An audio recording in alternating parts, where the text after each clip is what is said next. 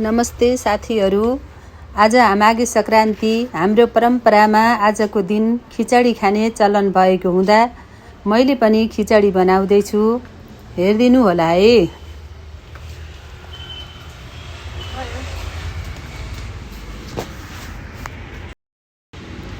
म चाहिँ बोडीको दाल र चामलबाट खिचडी बनाउँदैछु।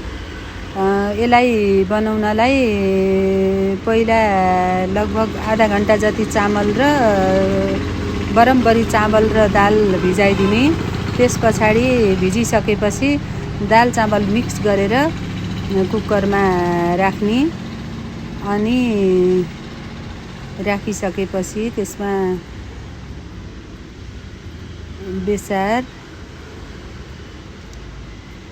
बेसार अलिकति अनि नुन चाहिँ खिचडीमा अलि धेरै राख्नुपर्ने हुन्छ, किनभने अलि नुन पानी धेरै राख्नुपर्ने हुन्छ खिचडी, त्यही भएर नुन धेरै राखिदिनु होला। अनि तातो पानी राख्ने त्यसमा। त्यसपछि घिउ राख्न पर्यो अलिकति। हजुरहरूले अब धेरै घिउ मन परे धेरै पनि राख्न सक्नुहुन्छ।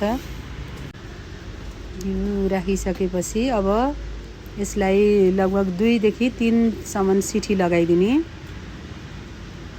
घिउ राखिसकेर पानी राख्ने। पानी धेरै राख्नुपर्छ।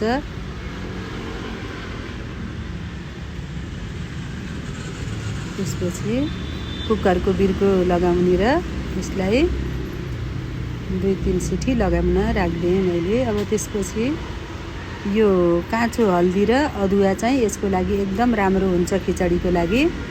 यसलाई म सफा गरेर मिक्सरमा पिस्छु।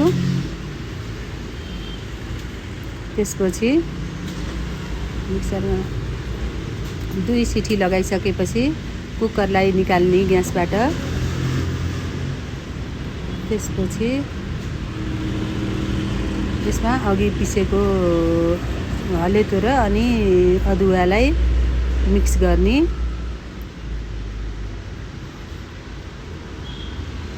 त्यसपछि फेरि त्यसमा पानी थपेर यसलाई राम्रोसँग चलाएर मिक्स गरिदिने। अनि यसलाई लगभग आधा घण्टा जति ग्यासमा राम्रोसँग पकाउनु पर्ने हुन्छ। आधा घण्टा पाकिसकेपछि खिचडी यस्तो भयो। अब यसमा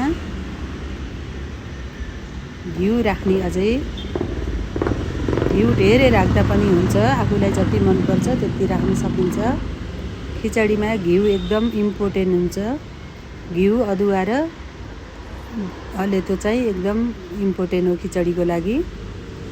मैले चाहिँ मेरो छोरीले धेरै घिउ मन पराउनिन्, त्यही भएर ठिक्क राखेकी छु। हामीहरूले खानेले पछि खान सक्छौँ। खिचडी खानलाई तयार भइसक्यो।